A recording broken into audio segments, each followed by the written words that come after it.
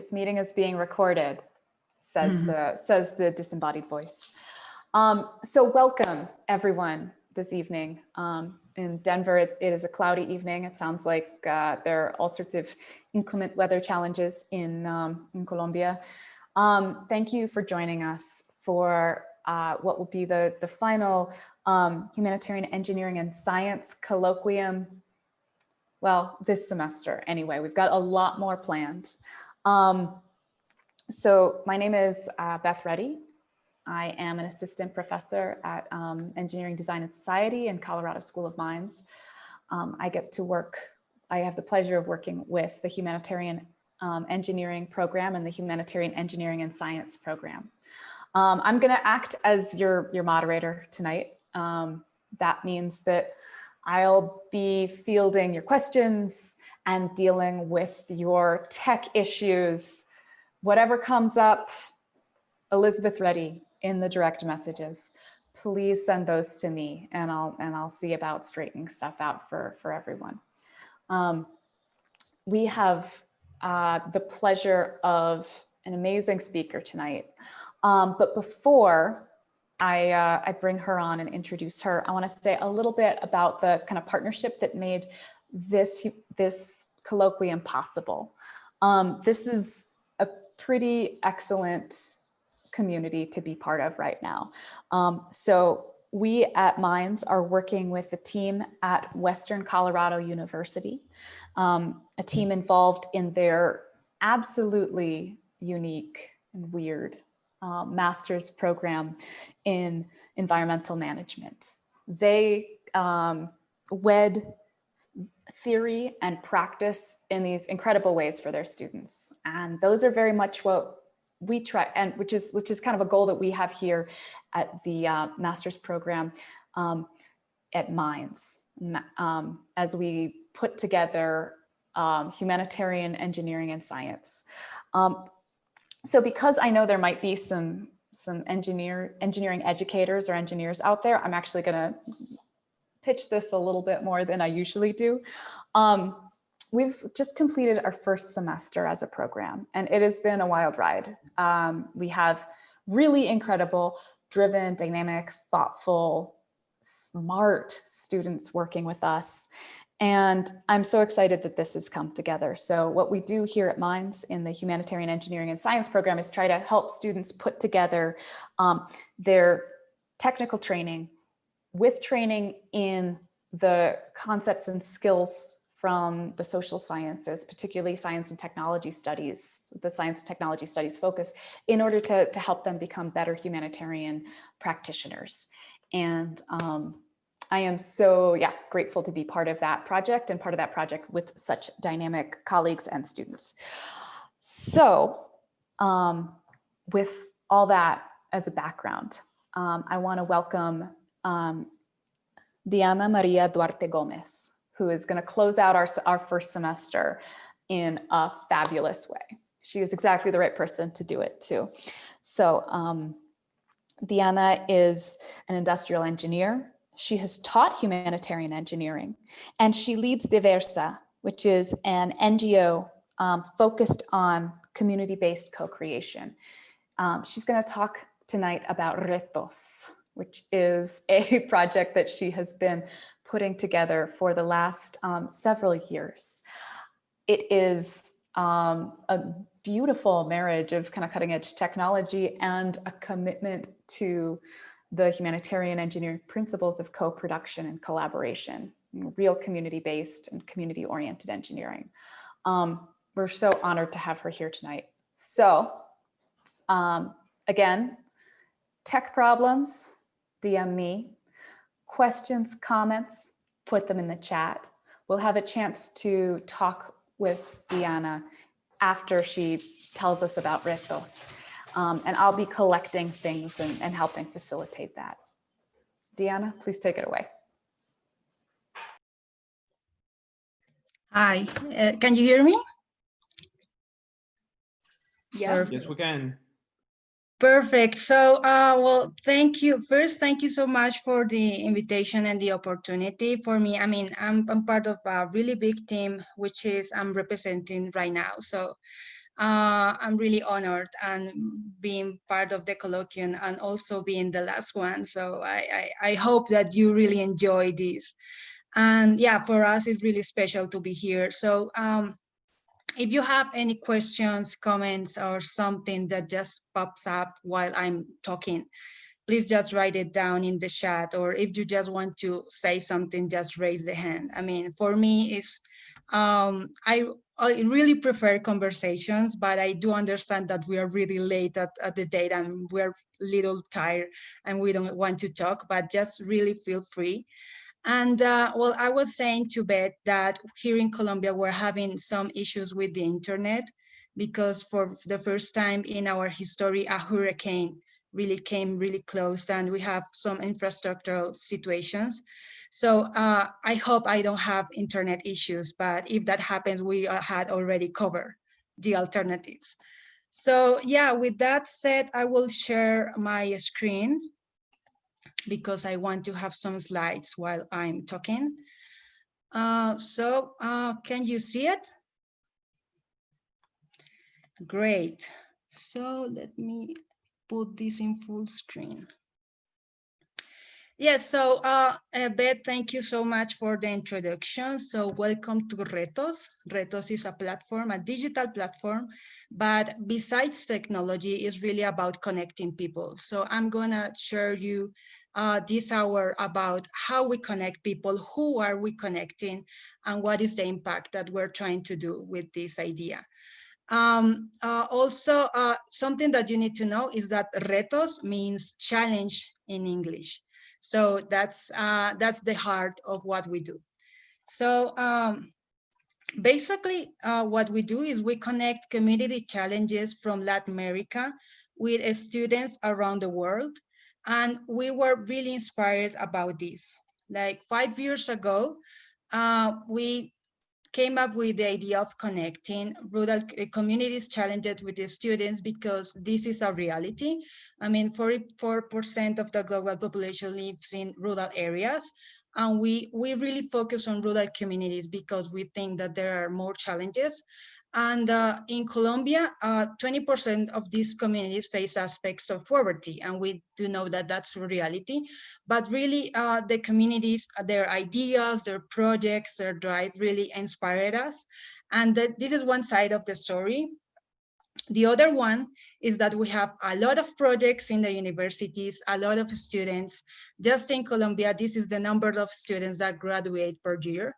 And we did a little math and we came up into the conclusion that there are a lot of millions of theses of ours and projects of universities that maybe just end up locked in the library. Yeah, obviously it has a purpose of graduation, learning content, learning objectives, but at the end we said, why don't we just connect these projects, some of these hours with challenges from communities in Latin America. So that was the idea of connecting challenges of communities and students from universities. So what we are really trying to promote in RETOS is co-creation stories. So a co-creation stories is where communities and students join together, bring their knowledge, bring their capacities, and create shared value. So what this means that is it's valuable for the students because it improves their learning experience, but also it creates value to the communities because we are helping them to promote their challenges and promoting their organizations and their visions. So this is how co-creation and communitarian-based co-creation looks like. And this is the co-creation stories that we want to promote with RETOS. So this is an example of a co-creation story. So this happened last term. This is the community that we work with in this co-creation story is Quinta Saroco, which is a small farmer a small farm that want to bring sustainable energy for their product process. So they were wondering how they could use renewable sustainable energy sources to their post-harvesting process. And this last term, we joined this challenge, this idea, this project of this community with the students of a university here in Colombia that is Sergio Arboleda. And with the help of the professors, of mentors and RETOS team, they created a solar power dryer for coffee post harvesting. So the idea of the co-creation story is that obviously this technology, low-cost technology, wasn't be able to be possible without the effort and the knowledge and the effort of the students and the communities. So this is the co-creation stories that we want to promote along the globe.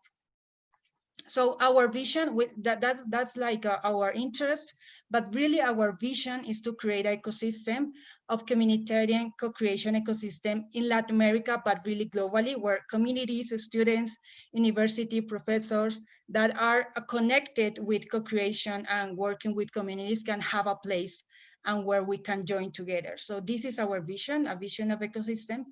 And this is like a map that we dream of and that we are working on, because it's not just an idea, this is already happening, where we are really making teams of students along the globe with communities in Latin America. So taking into account that, I also want to share that even though we have ecosystem vision, our idea is also a long-term vision, where we partner with the communities. Right now we have around 70 communities that we are really compromised on working with them with a long-term perspective.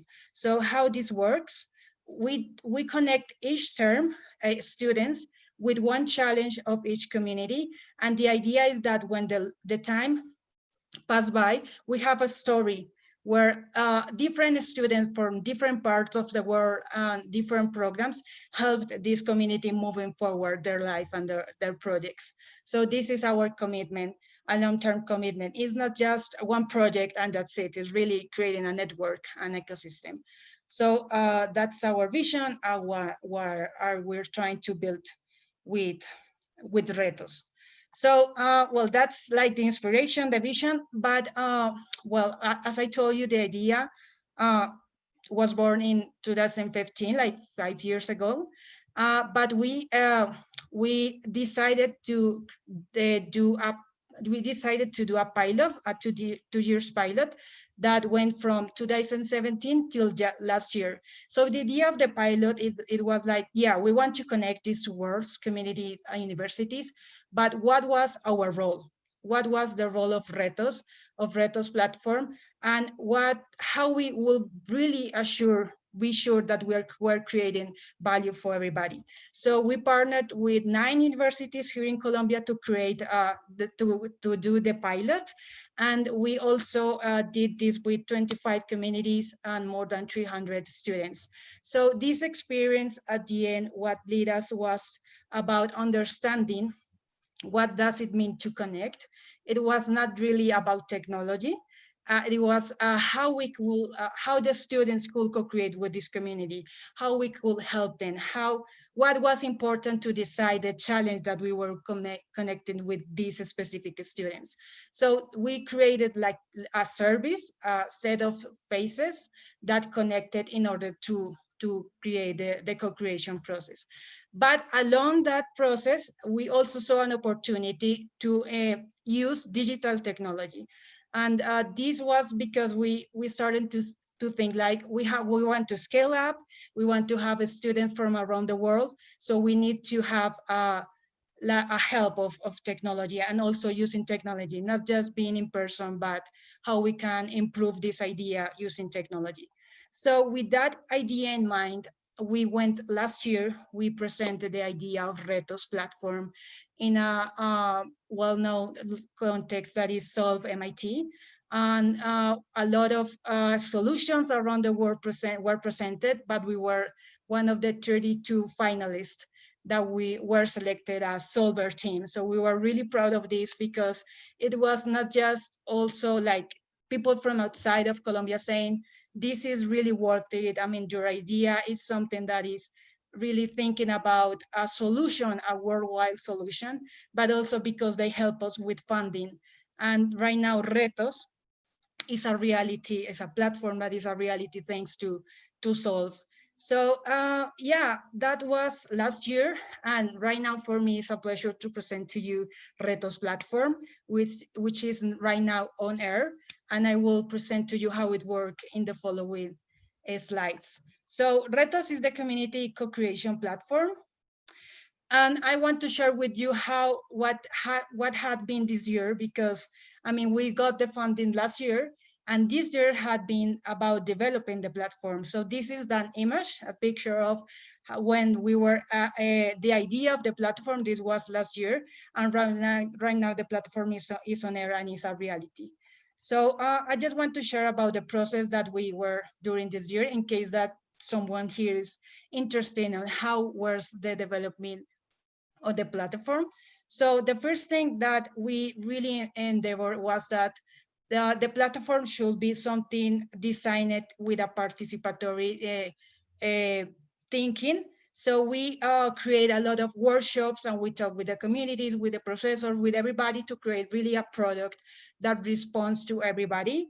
And we have a minimum viable product that we used with all the communities that were participating last term. From that experience, we learned, and the development of the platform started in May. And right now we're finishing, but we're still making some adjustments. So for this process and for the development of the platform, we're involved a team of 20 people, but participates really around 300 people, around communities, professors, because we really want to understand how to deliver a platform, a digital platform, sorry, that could help improve the co-creation process, which is something that is really happens between persons. So if you have any questions about how we create a platform, I'm really interested on hearing that. So yeah, that had been like the process of this year, developing the platform. As I told you, it's really a tool for improving the co-creation process, because the co-creation is something that happens in person. So right now I want to share with you how the RETOS experience works. And I will also show some examples of the experience that we had delivered for students outside of Colombia. Well, something that I need to explain is that RETOS platform is really a help, a support for universities. So that means that the starting point of the experience is a class, a capstone project, a thesis that already has a methodology inside the university, and we bring some support to support and that the co-creation process really happens. So this is something that is really important, because we really work with the universities. It's not something that is outside of or the curriculum or what the already universities has. I mean, we work with infrastructure and what the university already envisioned in co-creation. So the platform has three phases, three components. So the first one is the connection of students and communities. The second one is that we bring a co-creation process support during the term. And the third one is where the platform has like, is more like important for, if I can say that is measurement and make visible the community and the co-creation process.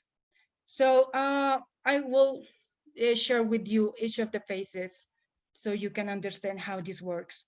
So the first one is at the beginning of the term and before the term starts. So what we do is connect the students with the community, and I will share with you some idea that we're right now using an algorithm that is helping us to do this in better way. So about connecting, what I was telling you before is that we have a network of communities. Right now it's around 70, but this is growing. First, the contact of the communities is really an in-person contact. So we have meetings, we go to the field, we go to the town, we drink a coffee, we talk, and we envision together about RETOS and how we can help the community. So obviously we also talk about compromises, and we do some filters, because this is not for everybody. I mean, we really bring communities that are really interested on working with the students. So after that happens and we have the community, yes, you're welcome to RETOS. We help them to define the challenges, like the first sets of challenges. And the challenge is something that, like what you see in the right side of the screen, which is a question, a wondering, something that the community wants to face. And what we do some research about the current state of the challenge, some ideas they already have, and also why the challenge is important for them. Yeah, what is the intention? What is the impact of the challenge that we're looking for? So we also help them to develop the profile of the community in the platform, because we have flat profiles for everybody. So this is what we do first with the communities. After we do that, the platform, as I told you, is really a tool for improvement the process. So we define first the challenge with the communities, and then we have a database where the challenges are inactive. So these challenges are waiting for being connected with the students. So when we start the term, we have a network of universities that participate in RETOS. And at the beginning of the term, we understand really what the professors and the classes are looking for to bring to the students. And the students and the professors register in the platform, and we gather information from the professors and also the students in order to understand their interests and the needs that they're looking for in the challenges. So this is really something really customized to each university. Sometimes the university, they say, I just want to understand the needs of the professors, and we will deliver the projects to the students so they can decide what they want. Others says, like, just let's use all the process and we define which students we will with each challenge. So this is a process that is really customized in order to be really connected with the interests of the universities and the professors. So here's where the artificial sorry, my English, intelligence application is, we are using it. So what we gather is information from each point of view, and we do a ranking where we say, okay, this community is more connected really with this program or with the interests of the professors. And we do this ranking and we present that to the professors in order that they decide if these are the sets of the challenges that they want to present to the students. So this is where we are using this algorithm in order to make a matching process really accurate and really connected with the interest of everybody. So when after we do this, the students, when the term start, they go into the platform, access to the platform, and there is where the connection process starts. So there is the contact information of the communities. Obviously in Colombia, well, as the students and the communities are here, is more like free. For example, how they connect with the international students. Obviously we are in the middle helping everything. So when the students access to the platform, they find out the profile of the community, the challenge, also the contact information, obviously the information of other challenges that are being currently developed or from past terms. So also I want to, as I told you, so we start defining the challenges with the communities. The challenge is the status is inactive while we're waiting for students to be connected. When we connected, the challenge start to be active. And when the experience, the co-creation experience finish, the challenges start to be historic. So this is how the technology and the information, the database behind the platform is working. So that's the connection process. I hope it was clear. And when the term starts, we have a co-creation process support. So as I told you, we really work with the infrastructure, the methodology that the university already has. So the first step to design the support that we deliver is the roadmap. So we create with the professors a roadmap that that mix up the strategies that we will bring as RETOS, but also the curriculum and everything that is already defined in the universities. So we have a set of strategies, as I told you. The first one is that we have a network of mentors that help the students in order to promote the co-creation process, ask questions. This is something that we also define with the universities. Maybe the university doesn't need mentors, so we don't include mentors in the experience, but sometimes it does. So this one is the mentors. The second one is that we have tools, co-creation tools to facilitate the process. And the third one, which is the most important, are the meetings. So the meetings in Colombia we have 4 meetings along the term, but with the students outside of Colombia is more customized, depending on what the university is looking for. So this is the support that we bring along the term. And this is obviously, as everybody had to face this. We also, well, we were affected with the COVID. So last term we had to change everything that we did in person to do it virtual. So the first thing that we did in order to make possible this transition was understanding the digital divide of the communities. And that's why we all the encounters on the meetings, we had to create guidelines for using it, for example, through Facebook, because there were some communities that really weren't able to use computers or platform like Zoom. So we had to face that the last term, and we are really proud that even though we have more than 200 participants, everything was well, and the 50 co-creation teams really got a really good results about the experience. So yeah, those are the two first phases. So the connection, the support along the term, and the third one is the measurement and making visible the co-creation process. And here is where the platform is kind of more important. So the platform is designed into 3 levels. So the first one is about the ecosystem. So when you enter, you can see the profile of the students, the profile of the professors, the profile of the universities, of the organization. I mean, who are part of RETOS and who are really living the co-creation process. The second one is the trajectory. We have some data and some numbers in order to show numbers of challenges, numbers of community, and showing about information about the ecosystem.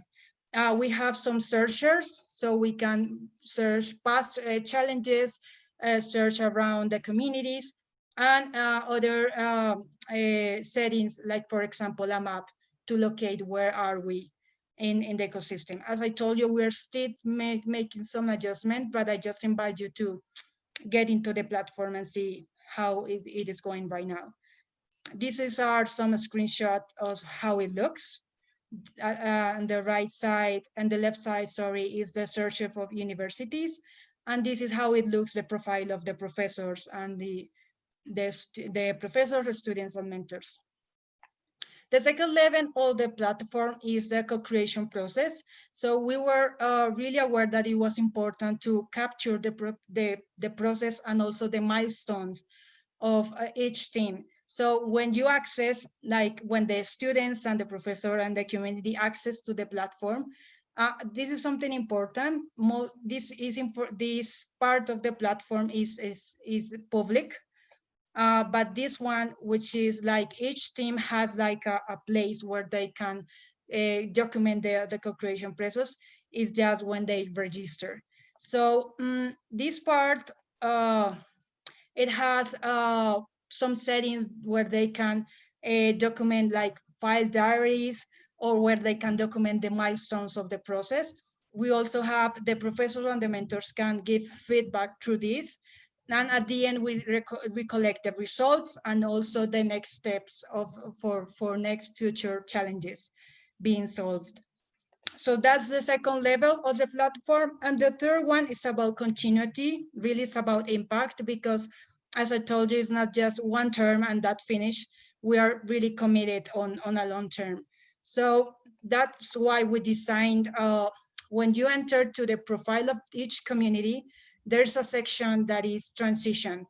And in the transition, you can see each challenge that had been solved with that community that, for example, is the left picture that you're seeing here. And when you press in each cycle, challenge cycle, you can see here like the results, what was the deliverable, some reflections, what the action that was possible thanks to the outcome, and the decision. This all the decision on and next steps along challenge and along RETOS. So this is really the impact measurement that we do, and it happens after the term finish. So that's the third phase of the platform. This is our current numbers. So right now we're having 10 universities.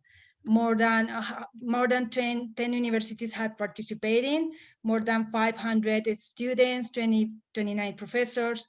And as I told you, we have a network of 70 communities that are working right now, but this is increasing. So something that I want to share is that we have really broad, diverse types of organizations. Even though we are focused on the rural areas, we have also foundations, natural reserves.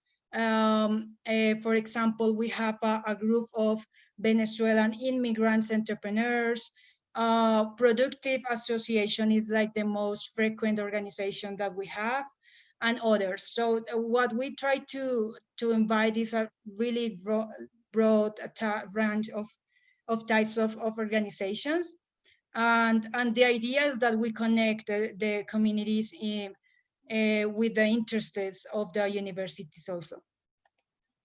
The second thing that I want to share with you is about that we have a really broad approach of challenges or types of challenges.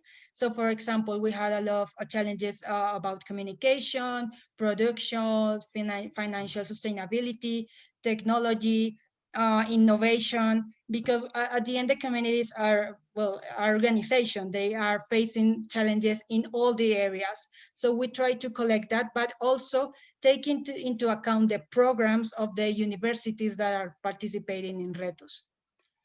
And right now we're trying to focus a lot of challenges around environmental issues. So for example, this is one that is right now opened, that is a rural community that is trying to work to create a treatment system for rural areas in Colombia. So this is like a challenge, an environmental challenge focused on water. This is other example of challenges that we're trying to connect, that are more connected with environmental. That is, for example, this one, which is a natural reserve that is looking for create energy, sustainable energy with the water source that are in the park, because they don't have energy. They don't have currently energy. So this is just the message that I want to deliver here, is that we are really open about different types of challenges, but also we take into account the interest of the universities in order that we really connect the programs with the types of challenges. Sorry. So yeah, that's the 3 phases of the platform. And also I share with you about the challenges that we have, the types of challenges that we have. But right now I want to focus on the experience that we have been delivering for students abroad Colombia, which is the program that we call RETOS International. And we have been delivering this program since 2 years ago. And primarily we have been working with MIT. And this program, RETOS International, had before COVID, obviously, two phases, 2 stages. The first one was remote, where the students in the class started to think about the challenge, getting to know the community, but it was just till the field stage where they have an immersive experience here in Colombia with the communities. So we have this experience being delivered 2 years ago, and I want to share with you the experience that we have this January here with a community. This is a really interesting experience that the students from MIT D Lab had with us. This was a challenge that we the experience was in Miraflores, Boyacá, which is like five hours in car from Bogota to Miraflores. And basically the community that which we worked with was Agrosan, which is a small scale producers of coffee, chicken, eggs, goat, at the end livestock. And what they identified that they were like kind of destroying the nature around their farm, because they understood that livestock, extensive livestock, was creating negative impact in the soil. So they decided that they want to go more sustainable, implementing an alternative that is called pastoreo racional voisin, which is an alternative and more sustainable way on having livestock in natural settings. So that was the need that they had. And with that idea in mind, they created by themselves a chain link mesh machine.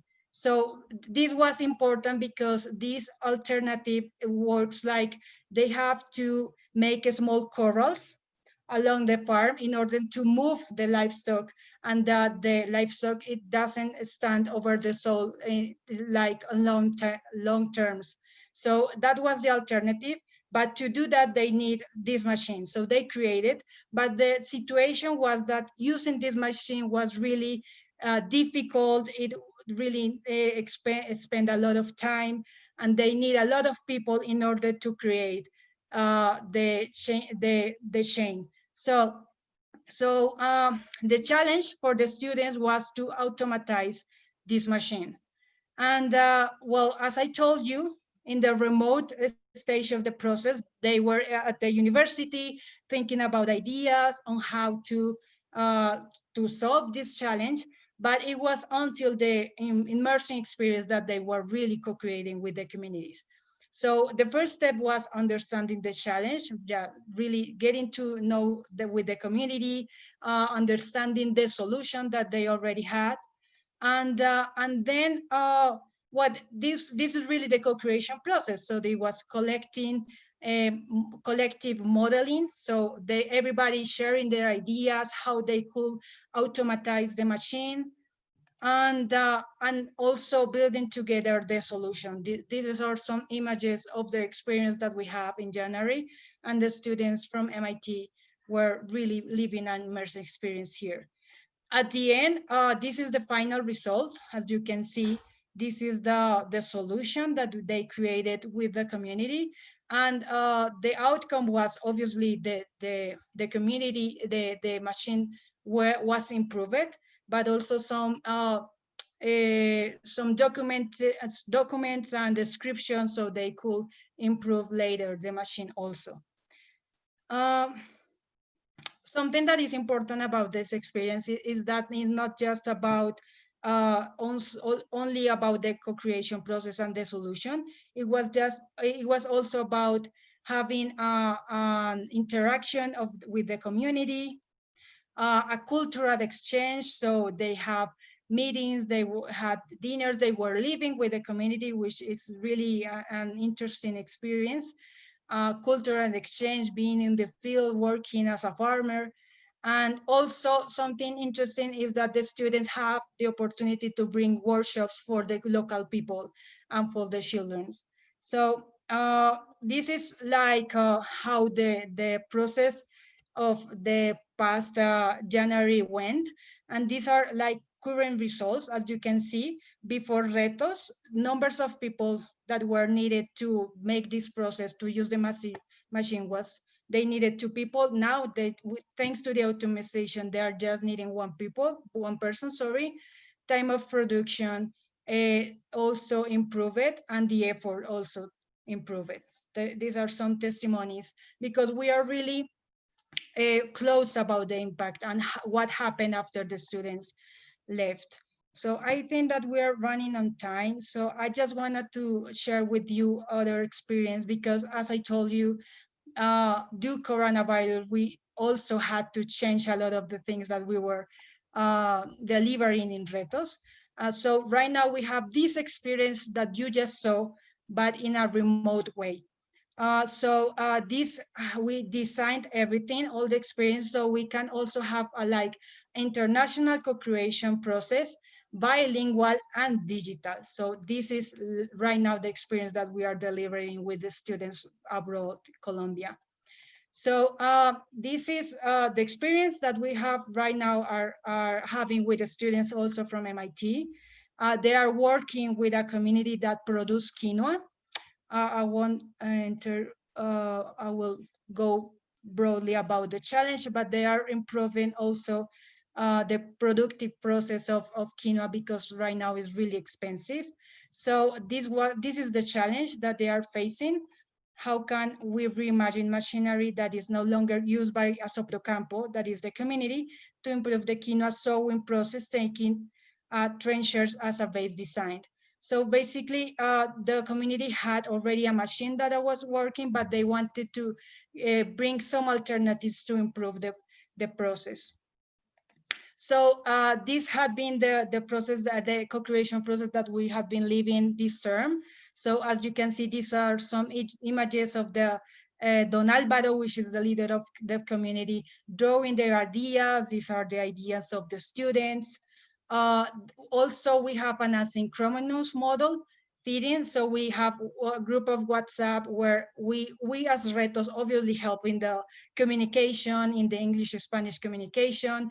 And it had been really interesting because the students and the community and the leader, Don Alvaro, had really became friends and are really connecting, working together, which is our idea. It's not the idea of the student just solving, it's a team between the students and the community. We have some images here of how the modeling and the feedback process had been happening. And these are the final results. Right now, they are having some the design of how to improve this machine, and some prototypes. So they take into account the roadmap that we created with DLab, with MIT. We have the meetings for feedback, for creating ideas, and for building together the final product, which is going to be delivered in 2 weeks. These are some pictures of the team. As you can see, this is Don Alvaro here, and this is the students. These are the students. This is our RETOS team. And these are some testimonials from the students. So for example, this is Adi, who's saying that I really love working with Diversa. The co-creation process was super fun. We love back and forth about which ideas work and which ones don't help everybody. So at the end, it had been really interesting because we think that it's really about designing the experience, and we're really grateful that the co-creation experience had been real, even though we have the challenge of the digital challenges, and that we are talking into language in Spanish and in English. So this is why I wanted to share with you. So summarizing, RETOS is really an idea of connecting rural communities from Latin America with the students along the globe. We had been working with this idea since 5 years ago. Right now we have a platform. Our vision is really big about ecosystem. Right now we're having this experience that is super interesting about having digital co-creation around the world. And basically, my invitation is to join us for deep co-creation experiences, even from the distance. So this is what I wanted to share with you. I hope it was clear. And I think that we can have some minutes for answering questions and having conversations. Thank you so much, Deanna. That is a fascinating deep dive into this platform, and I am wishing some of my students who are thinking about building platforms, we're here to ask you questions, but since they aren't, I'm going to go with a challenging question to start off, to get us thinking big picture from your friend Juan Lucena, who asks that some of his students, thinking like capitalists. Sorry, Juan, if you don't want me to do a voice, you have to ask the question yourself. Want to know what happens when RETOS becomes super popular and becomes really valued? Are you looking to sell to the highest bidder, which is what a lot of apps and platforms do? Would you think about how your values would be enacted by future RETOS owners, if so? And if not, why not? Can you tell us a little bit about your like goals for this platform, big picture? Mm-hmm. Yeah, so the first thing that I will add is that we are a non-profit organization. So this is like, we were in between being like for profit or non-profit and having like, I don't know, people, the stakeholders behind and capital funding. And at the end, we decided to go non-profit because really this is not about growing in that scale. I mean, obviously we have costs and we will deliver a service, but it's not really our goal. So I will, first I will answer that.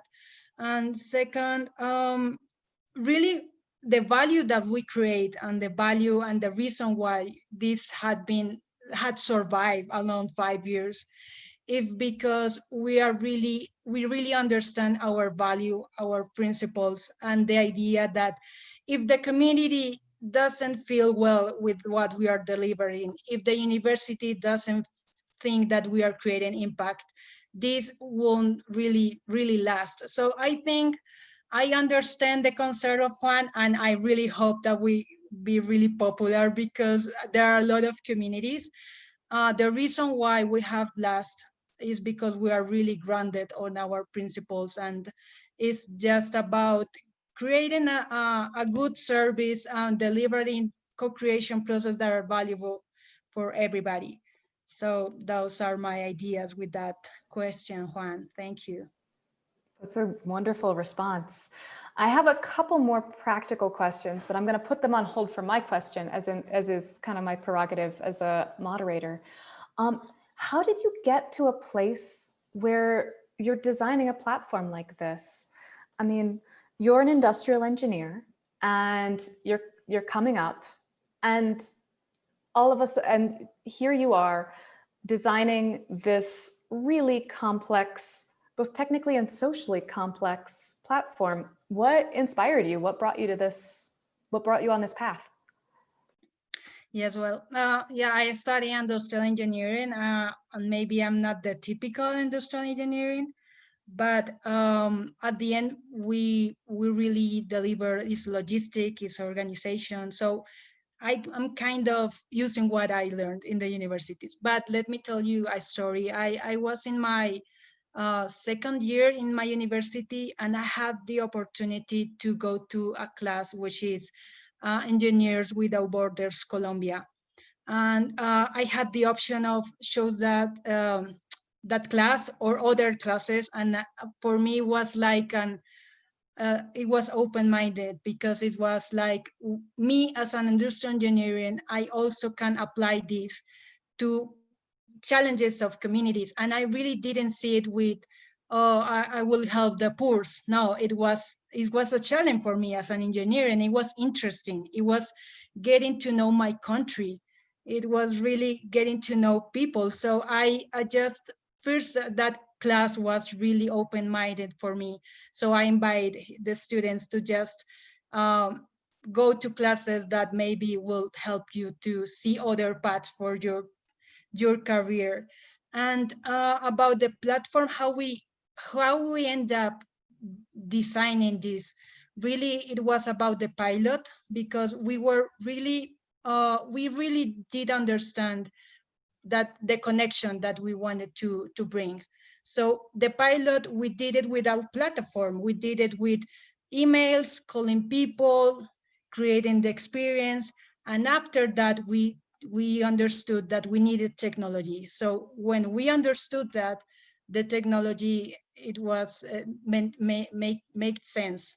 So that's like the story. So as a follow-up to my question, Dean Nussman, our team, asks you if you could talk about a little bit about the backgrounds represented in the RETOS team. Who's involved? What kinds of training do they have? Where do they come from? What do they do? Yeah, so we are 12 people. And let me tell you that it's super diverse because we have designers, we have industrial engineers, we have anthropologists, we have architects, we have linguistic, and I have two people from the team here. So it's super diverse. Something that is, it had been interesting about this is that it wasn't planned. I mean, it's not like, let's have a diverse team. No, it just the people really connected with the idea. And this is the background. So it's not really, it's not just engineering. We have from social fields and from architecture, and we are 12 people behind the project.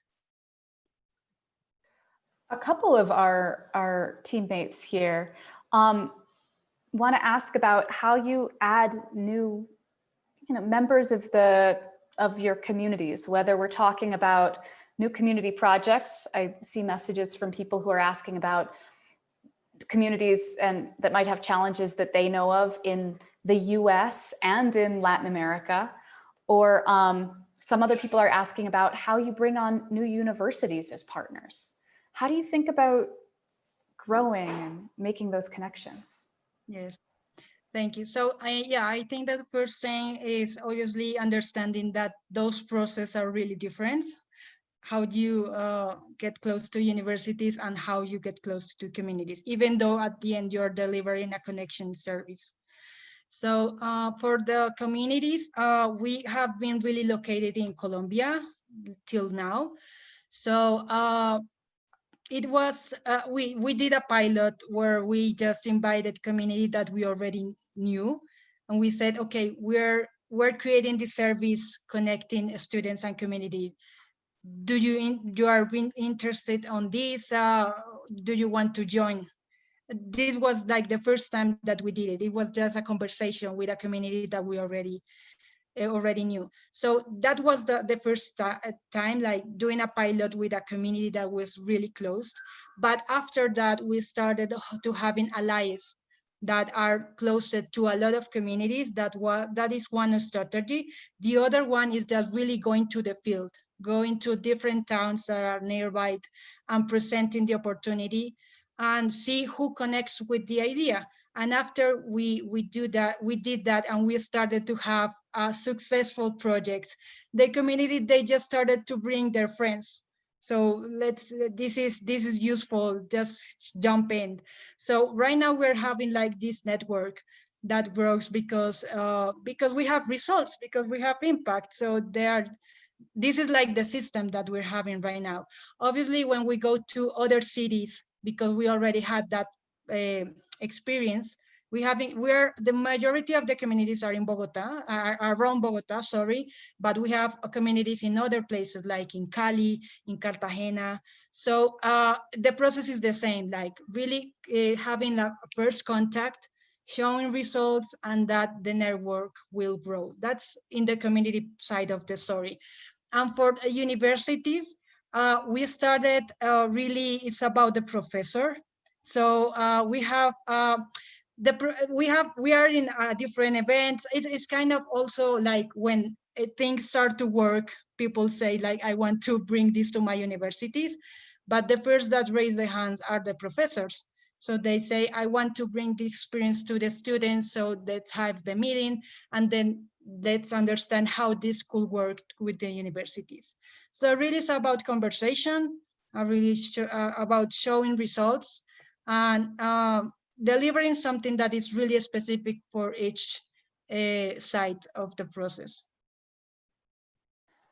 I think a couple of our participants, and this is Raul Taki and our student Casey Gibson, want to ask you about specificity. And here I'm going to mash together two kinds of specificity that do not fit, but that I know it and you know it, and you'll deal with it very well, I'm sure. They're asking about both like what kind of profile student teams might have, and how you deal with engineering or various student expertise, and also how you deal with the specificity of cultures and contexts in which you're working in the with the communities whose challenges you're bringing students to address.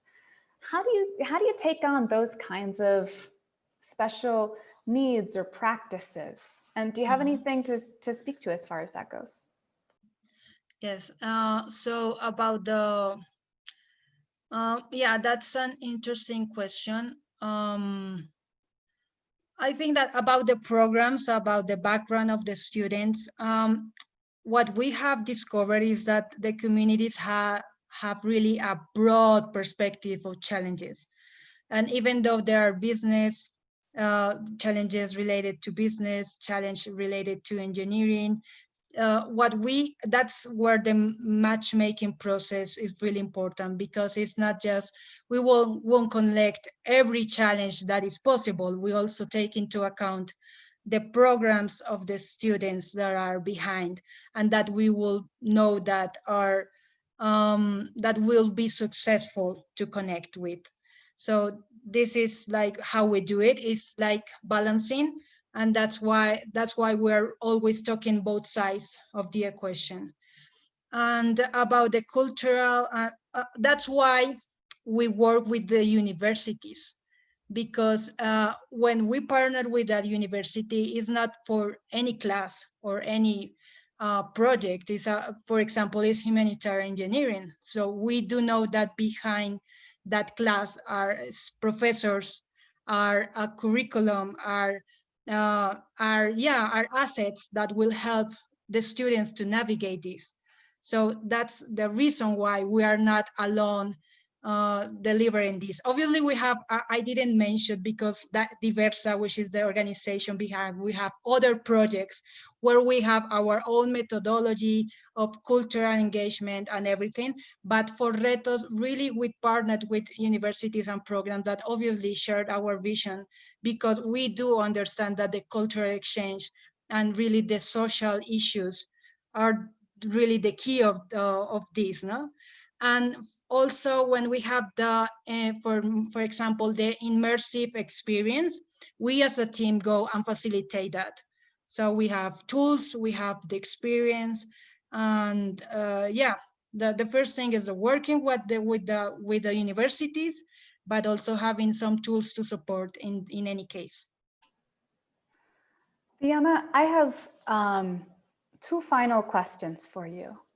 The first is very simple and straightforward. It is, will you share your contact information with these people? I've been seeing a couple of requests for it. And the second that I'll ask you kind of as you see about that, maybe you can put it in the chat so people can just cut and paste, is about humanitarian engineering and science. So this is Humanitarian Engineering and Science Colloquium. I know that you've done humanitarian engineering and worked on those projects and thought about that. Can you give us any insights into what humanitarian engineering and science might mean for you, or what it could mean, or what this project means for humanitarian engineering? Mm-hmm. I'd just love it if you could reflect on, what is this thing that we're doing? Yeah, thank you for those questions. So the first one, I will ask some help to Nata. Nata, are you here? Can you please help me with my information, and also the social media of Diversa, so you just can see everything. So Nata, just ask me just through the chat if you can do it, please. Yeah, I'm here. So to share the video? Yeah, my contact and also social media and the link of RETOS, everything, while I answer the second one.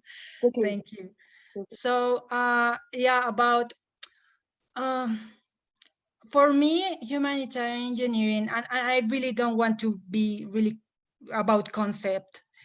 I mean, for me, it was the opportunity of having the life that I have, because thank you that the university had opened the opportunities to have engineering in humanitarian issues, in social issues.